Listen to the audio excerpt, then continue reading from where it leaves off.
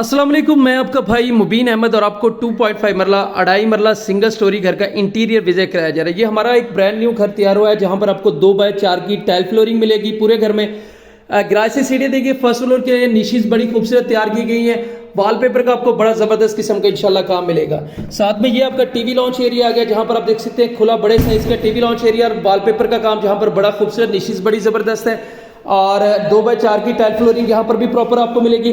और इस साइड पे बड़ा खूबसूरत तरीन किचन यहाँ पर तैयार किया जा रहा है, बिल्कुल सेपरेट खूबसूरत तरीन इंशाल्लाह किचन है।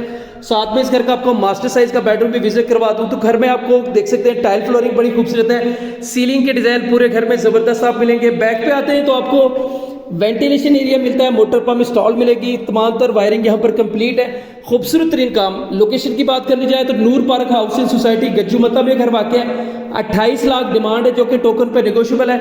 मुकम्मल वीडियो देखना चाहते हैं तो चैनल को सब्सक्राइब लाजमी करें।